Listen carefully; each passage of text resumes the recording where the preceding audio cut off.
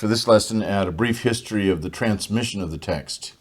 Now, there's two different ways in which the history of textual criticism is treated. One is a history of the transmission of the text, and then a history of the discipline of textual criticism. This deals with the manuscripts, and it's a very, very brief history, but we'll cover some of the basics, and here is the three fundamental issues that we're going to be looking at. First of all is the early copies and the causes of corruption. This will be a general discussion. I'll give some points, 1 and 2 illustrations. We will have 2 lectures later in which I talk about the very kinds of corruptions we have in our manuscripts. And then the second is the role of the canon in shaping the New Testament. Many Christians think that as soon as the apostles wrote the books, they knew they were writing Scripture. But the evidence is decidedly against that. What we have is in the 2nd century, in the Apostolic Fathers' writings, these were the earliest writings we have outside of the New Testament by Christians. They were very slow to say that the New Testament was Scripture or was inspired. It took some time before that kind of an admission came about. And here's really the fundamental reason for that. We'll talk about that for just a minute here, and then our third point is going to be the emergence of local text forms. But the role of the canon is this. We have an emerging canon consciousness beginning in the 2nd century, and it continues through the 4th century when finally we have both in the Eastern branch and in the Western branch of the church, church fathers who say, this is what the New Testament is comprised of, these 27 books. Eusebius does that early on in about 325, and then Augustine and Jerome in the West do it later in the 4th and early 5th century. So you've got this canon consciousness that is emerging, and what that does for the New Testament is, if you're viewing a book as, well, I don't treat this as Scripture like I would the Old Testament, which they didn't call the Old Testament. That was just called the Bible, you know. If you're treating a book not as Scripture, you might feel the freedom to change some texts. And the book in the New Testament that underwent the most changes because of that, very predictably, is the book of Acts. Why the book of Acts? Because it's a book dealing with the history of the early church when a number of people were still alive. It takes the history of the Gospels and it goes another 30 years or so. And so we have one form of the text that actually adds almost 10% more material to the book of Acts, some of which may well be from personal reminiscences by somebody. So it's fascinating to think about. But then once the New Testament began to be recognized as Scripture, that had a particular effect as well on the shape of the text. And more errors of a different sort were created precisely because of that. We'll talk about that this hour. Then finally, the emergence of local text forms were, as the church grows, it gets into various areas where you've got major C's, a large church that kind of governs the region, and where you get some policy and doctrine that are established in those areas, and that's where the manuscripts especially would be produced. And so we have emerging fairly early on anywhere between 3 and 5 major C's in the early church. And consequently, they begin to have kind of a local text form, if you will. That is, you might call it a regional original. And we'll talk about that. I'll leave that for when we get into there. But those are the 3 issues that we're going to look at in terms of the history of the transmission of the text. Well, let's begin with the early copies and the causes of corruption. And there's 3 basic points that I want to stress here. All manuscripts were handwritten. That's the definition of a manuscript. It's handwritten. Therefore, all scribes made mistakes. If you're going to handwrite any book for any length of time, you will make mistakes. One of the most interesting evidences for this, and I would regard it as a pretty strong proof, is this. You may have heard of the St. John's Bible, which has been produced in Collegeville, Minnesota, by the Hill Monastic Manuscript Library. The St. John's Bible is a revised standard version, or I think it's a new revised standard version that's taken many, many years to produce. And it's handwritten of this printed text. It's handwritten on magnificent white vellum, really some very large leaves. I saw it while it was being produced, while it was in production.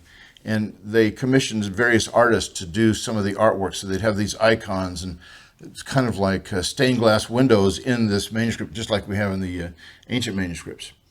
And they were writing out the NRSV, highly trained calligraphers who were doing the work. And I went through some of the leaves of the master document that then was photographed, and you can buy facsimile of this now. It's something that you may want to consider owning, the St. John's Bible. It's just fascinating. And as I went through some of the leaves, I noticed one place they had left out a verse. Now, we're talking about a text that has cost, I believe, over $1 million to produce. And when they come into a verse that they've left out, you might think that they would just take that. It's the bifolio, the double leaf that we've talked about in the making of these books, and throw that away and start again on that double leaf or those 4 pages. But no, they drew an arrow into the text, and in the margin they wrote out what the verse said. When it comes to ancient manuscripts, that's the same kind of a thing we have too. So when you have highly trained calligraphers with a budget that is extremely extensive, and they still make mistakes like this, they don't fix the mistake by just starting over on the bifolio. They continue it. When you write a manuscript, you will make mistakes. Now, the mistakes are of 2 kinds. There's unintentional, like the St. John's Bible. I'm sure they didn't maliciously think, oh, let's leave this verse out. And then there are intentional mistakes. And sometimes it's difficult to tell whether a scribe is intending to change the text or not. No scribe was thinking, I intentionally want to make a mistake here. So when I call it a mistake, it's not that they're intentionally trying to make a mistake, but they are either intentionally changing the text or unintentionally changing the text. And if they intentionally change the text, it's still a mistake, even though they don't realize it. We'll talk about those briefly. And then the earliest scribes, this is a third point, is earliest scribes were not professionally trained. What kinds of mistakes did they make? We'll talk about that. So I'm going to go through these first 3 points, and we'll see what the evidence reveals. So first of all manuscripts were handwritten, therefore all scribes made mistakes. And until the Greek New Testament was produced on a printing press in 1514, I haven't mentioned this before, but until that happened, all copies of the Bible were done by hand. I've mentioned, I believe, that the first published Greek New Testament was by Erasmus in 1516. But the first printed Greek New Testament was the Complutensian Polyglot of Spain, done in 1514. And it's one of those great curiosities, fascinating pieces of history, that was printed first at a monastery, and the monastery was trying to get the papal imprimatur on it, and they waited 8 years before they got a high official in Rome to say, okay, you can get this published. So they made 800 copies sitting in a storeroom at the monastery waiting to get that final permission. So it was produced before Erasmus's text was. Erasmus was actually in a race against these folks, and we'll talk about him a little bit later too. But anyway, that's one of those things. It's like the first edition of the King James Bible. There is no first edition of the King James Bible. There is a first-second edition or a second-first edition, because while the printers were printing off the leaves of the King James Bible, they were editing the text, changing it, and all those leaves got mixed up with each other. So it's one of these just fascinating things about the Bible. You don't really get a clean-cut story. It's always an interesting tale to learn about. Well, even well after the date of the printing press and the Greek New Testament being printed, we've had scores of manuscripts that were handwritten that are not based on printed text. So all manuscripts are handwritten, and therefore all scribes made mistakes. The mistakes are of 2 kinds. And we're going to have a separate lecture on each one of these with plenty of examples later on. But for now, a brief description. Unintentional mistakes were those that were due typically to problems with sight, hearing, memory, fatigue, or carelessness. If you're taking notes through these lectures, you know what all that means. What's interesting is many scholars, I'd say the majority of New Testament scholars for a long, long time, have talked about the error of hearing, and they've mentioned it this way. They've said these scribes would copy out texts by listening to a lecturer read them out loud, and you might have a dozen students there that are writing the text out, and maybe somebody would cough, and so they wouldn't hear it correctly, and so there'd be some mistakes of hearing along those lines. Actually, we have next to no evidence at all that manuscripts were copied in that way of the New Testament. We have one icon in a different language, I think Armenian, showing a lecturer reading a text out loud to more than a couple of students. But that's not the typical way. I think the vast majority of our New Testament manuscripts were copied with one scribe reading directly what is in front of him.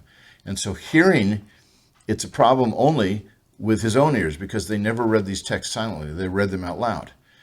So there are going to be some issues involved. You've got a scribe reading a text in front of him. He'll read it, he'll see it, he'll read it, he'll hear it, and then he'll write it from memory. It's about a 5-step process, and there can be mistakes made at any stage in that process.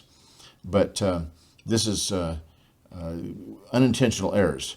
So sight is especially a big issue, because what scribes would do is there's an issue of seeing the end of a line, where when they see the end of a line and it's identical to what they see in another line, what they may end up doing is skipping ahead down to a couple lines down, and then they'd skip some verses, or they'd go up higher up and reproduce those verses again. I'll show you a passage in the famous Codex Sinaiticus in 1 Thessalonians 2, where the scribe saw the end of a line, he missed where he was in the text, went up 8 lines, and then started to write out the verses again, and then he realized what he had done.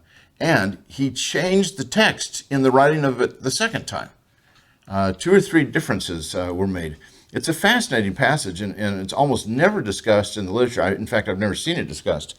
But we'll show the images of Codex Sinaiticus and what the implications are.